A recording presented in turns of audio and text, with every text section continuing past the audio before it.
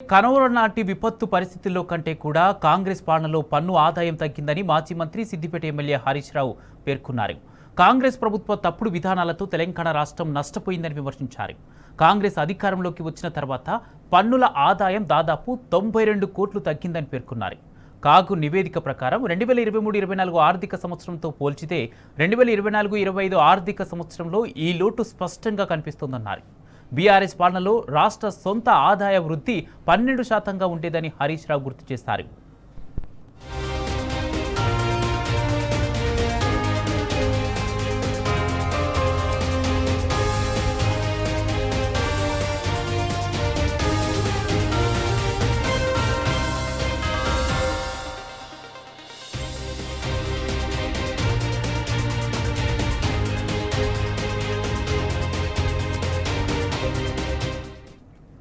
Corona లాంటి విపత్తు పరిస్థితుల్లో కంటే కూడా కాంగ్రెస్ పాలనలో పన్ను ఆదాయం తగ్గిందని మాజీ మంత్రి సిద్దిపేట ఎమ్మెల్యే హరీష్ రావు పేర్కొన్నారు.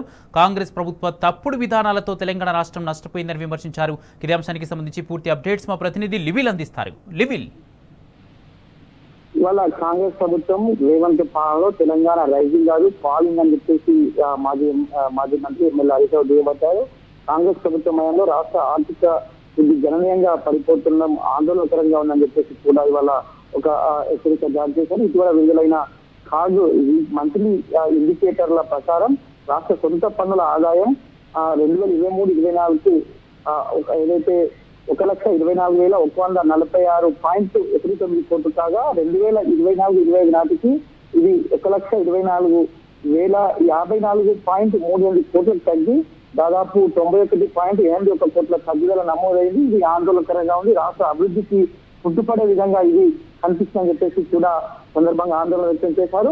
కరోనా మహమ్మారి సమయంలో తప్ప రాష్ట్రంలో గత 10 సంవత్సరాల్లో కూడా ఎప్పుడు కూడా ఇంతటి తగ్గుదల కనిపించలేదని చెప్పేసి కూడా గుర్తు చేశారు. 2014-15 నుండి 2022-23 వరకు గత బీఆర్ఎస్ ప్రభుత్వం పాలనలో 12% కాగు ఇచ్చిన ఏదైతే సొంత పన్నుల ఆదాయ వృద్ధిని సాధించిన విషయాన్ని కూడా సందర్భంగా గుర్తు చేశారు.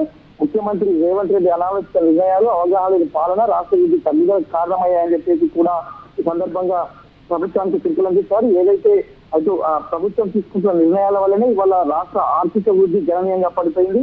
రాష్ట్రంలో ఇప్పటికే రియల్ ఎస్టేట్ పరిస్థితి అంతంత మాత్రంగానే ఉంది. మరోపక్క హైడ్రా కావచ్చు, మూసి సుందరీకరణ వంటి ఏదైతే ప్రభుత్వం చేపట్టిన అనాలోచిత నిర్ణయాల వల్ల ఇవాళ ప్రభుత్వం ఇక్కడ రాష్ట్ర అభివృద్ధి కుంటుపడిపోయిన విషయం గుర్తు చేశారు. ఇప్పటికే రియల్ ఎస్టేట్ గణాంకాలు కూడా భారీగా తగ్గిపోయిన విషయాన్ని కూడా సందర్భంగా గుర్తు చేస్తూ ఏదైతే రిజిస్ట్రేషన్లకు సంబంధించి కూడా పెద్ద ఎత్తున ఆదాయం తగ్గిపోయింది.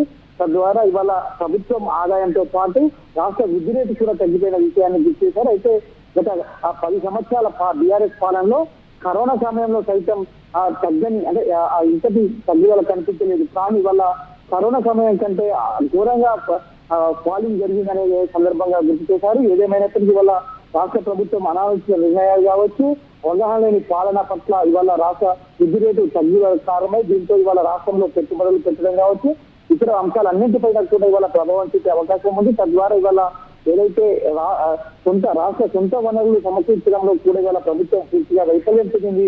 తద్వారా ఇవాళ ఆర్థిక వృద్ధి మందగమనంగా ఉంది, గమనంగా రోజుకు పడిపోతున్నాం, ఆందోళనకరంగా ఉందని చెప్పేసి కూడా ఇవాళ ఆర్థిక శాఖ మంత్రిగా పనిచేసిన మాజీ మంత్రి ఎమ్మెల్యే హరీష్ రావు చెప్పారు. ఏదేమైనప్పటికీ వల్ల ప్రభుత్వం ఈ దుందుడికి చర్యలు కావచ్చు, ప్రభుత్వం చేపడుతున్న అనాలోచిత నిర్ణయాలు, పాలన పట్ల ప్రభుత్వానికి అవగాహన లేకపోవడం కూడా ఇది ప్రధాన కారణంగా ఇప్పటికీ ఆర్థికవేత్తలు అంతా చెప్పిన పరిస్థితి అనిపిస్తుంది. అంతేకాకుండా అనేక కార్యక్రమాలు ఇచ్చిన హామీలు అమలు చేయడంలో వైఫల్యం చెందడం, అనేక విషయాల పట్ల కూడా అవగాహన లేకుండా వ్యవహరించడం పట్ల కూడా ఇవాళ అంతా కూడా తగ్గుదలకు కారణం అని చెప్పేసి కూడా మాజీ మంత్రి ఎమ్మెల్యే హరీష్ రావు చెప్పారు. Right, thank you లివిల్.